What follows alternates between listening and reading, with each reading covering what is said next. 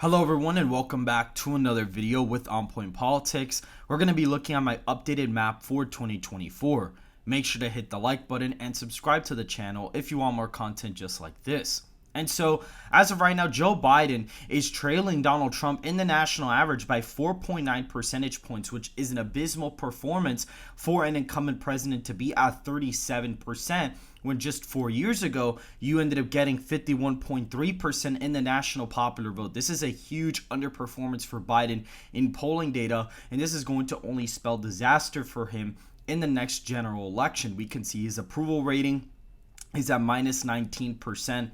As of right now, it basically just dipped essentially right after the presidential debate. And we're going to be looking at all these states as of right now to see where everybody's voting in this election.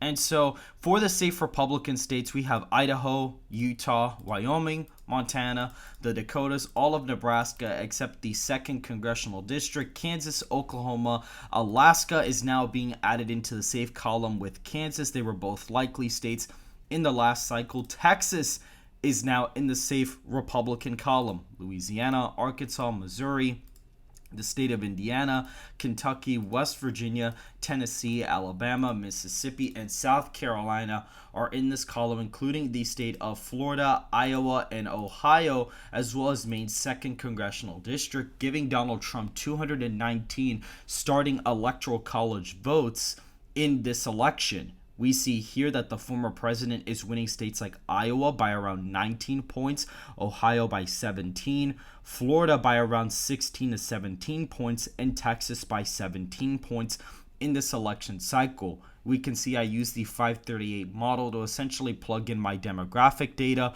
and basically get the final margin here, which shows Donald Trump winning 345 electoral college votes to Biden's 193. However, this is not my official projection, and we'll be getting to that in just a second. We can see the popular vote here is around an 8-point margin, and our adjusted aggregate with Gold Crown Politics is plus 7.7 for Donald Trump in the national popular vote. We see here states like Maryland are slightly closer. California is under a 15-point margin, with Rhode Island, New York, Connecticut, Washington starting to become semi-competitive states in this marginal map.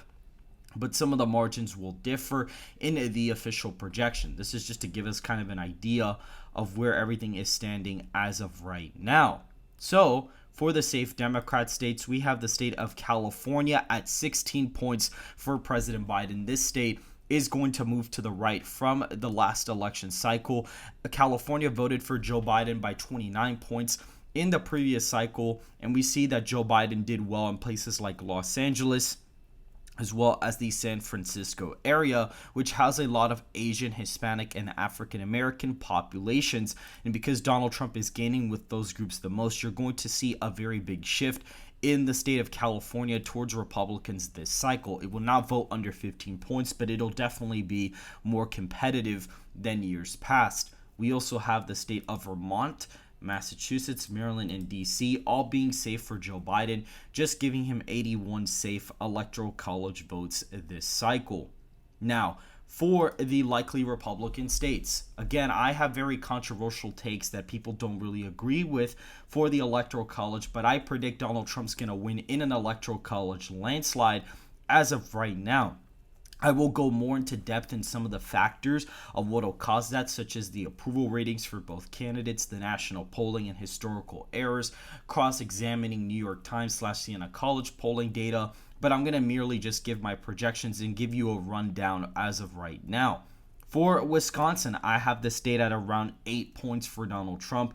Michigan will also be at 8 points for Donald Trump, including Pennsylvania at around 8 points for Donald Trump. All these states, I believe, are going to vote in a very similar manner. Donald Trump gains with white voters in this election cycle, but also gains a decent amount with African American and Hispanic voters, which a lot of them are in states like Michigan and Pennsylvania. And so that's why these states are going to catch up with Wisconsin in the voting in this cycle. So basically all of these states will roughly vote with each other in terms of percentage in the next cycle. North Carolina is coming in at an 11-point win for Donald Trump. The state of Georgia is coming in at around a 10-point victory for the former president. Arizona at just 7 points for Donald Trump as of right now. So it's actually voting to the left of the nation, believe it or not. So if the Republicans were to lose the popular vote, I would actually expect them to lose the state of Arizona. We also have the state of Nevada coming in here at just around 12 points for Donald Trump this cycle. This state has a large Hispanic population in the counties like Clark County, and so that's why you're going to see a really large shift towards Donald Trump in the state of Nevada, because Donald Trump is essentially gaining with Hispanics nationwide. When you look at my election model, you actually see with the Hispanic voters, Biden is only winning them by 7. In the last cycle, Joe Biden won that group by over 30 points. And so that's why you're seeing a big shift in states like New Mexico, Nevada, Georgia, Florida, Texas, Arizona. Mostly in the Sun Belt, you're seeing a little bit of trends, towards Hispanics for Republicans. But a state like Arizona, with its wide suburban vote trending to the left, you are only going to see it be a 7-point victory, indicating a leftward trend this cycle. For the likely Democrat states, we have Washington at around 10 points for Joe Biden, Oregon at around 8 points. Hispanic and African American voters will be moving to the right of the nation by more than white voters, and so that's why you see states like Washington and Oregon that have less Hispanic and African American populations trending less to the right than other states like Nevada, Georgia, North Carolina.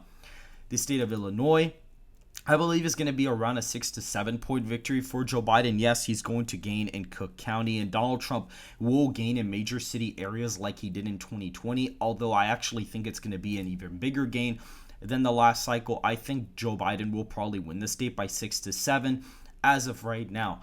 The state of Colorado, I actually think it's going to be a 5 to 6 point victory right now. In the state of Colorado, we have a lot of conflicting data. We have polling that shows Biden ahead by a lot. Some of it's close, but I think the fact that the state is trending to the left, I think that's going to put it still in the likely column, even if Donald Trump is winning the national popular vote by 8 percentage points. For Maine's first, I'm going to be putting that as a 10-point victory for Joe Biden in the state of Maine. We also have states like Connecticut at around 10 points for Joe Biden, Rhode Island at 12 points, as well as Delaware at just around 8 points for Joe Biden as of right now.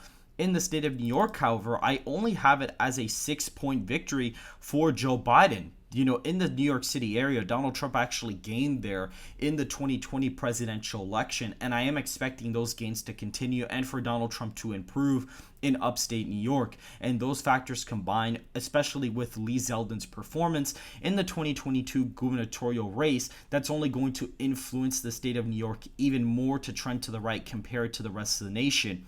In the last cycle, Joe Biden won the state by 23 points, with it only being a 6-point victory. Now, you're going to see it trend super far to the right this cycle, and it may even continue to trend for Republicans going into the near future.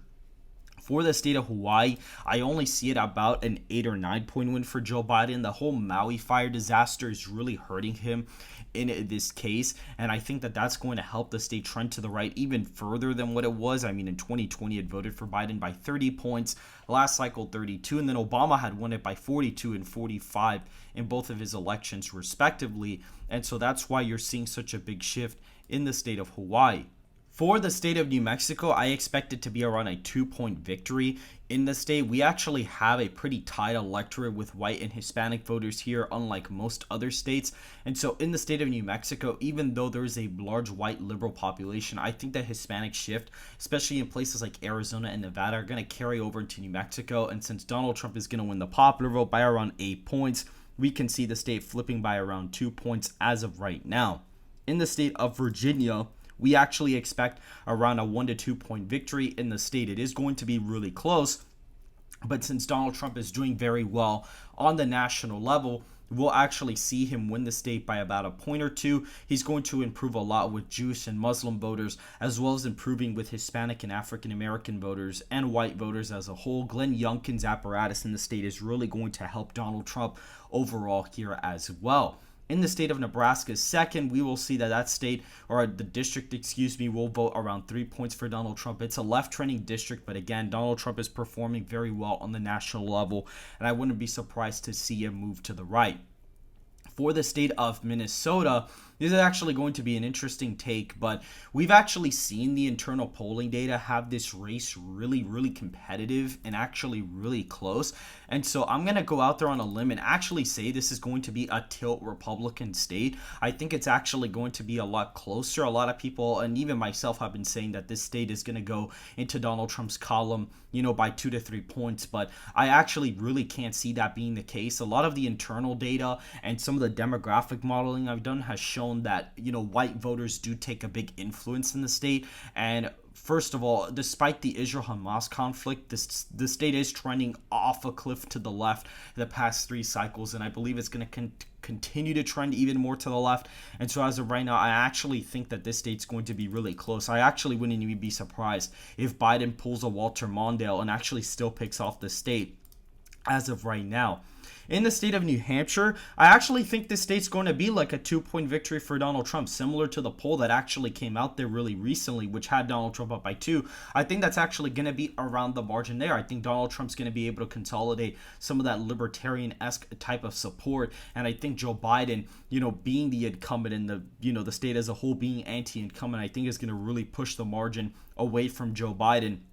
And I think Donald Trump's going to perform exceptionally well in the state of New Hampshire.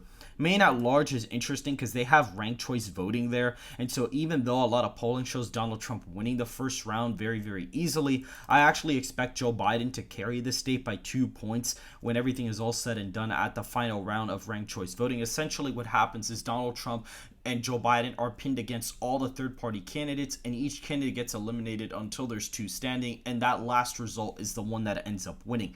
So that's what you basically get in the state of Maine at large. Now, New Jersey is very interesting because Republican internal data actually shows the state with Donald Trump leading in the 2 latest polls there. Now, I don't think it's going to be under 1, but I definitely think it can be under 3. I think right now it's probably a 1.5 to 2 point victory for Joe Biden. I think it's going to be a really close state. It could honestly really go either way as of right now, but that's essentially where the election is going to be. So right now, Donald Trump is winning 345 electoral college votes to Joe Biden's 193 electoral college votes. Make sure to hit the like button and subscribe to the channel if you want more content just like this. And make sure to follow the Twitter and join the Discord in the description down below. And I will see you guys in the next video. And make sure to go ahead and donate to our Michigan and Pennsylvania poll crowdfunding. We conduct polling here. However, these polls are not free to conduct. We are going to poll 750 registered voters in the states of Michigan and Pennsylvania. So any support, it would be greatly appreciated. And I will see you guys in the next video.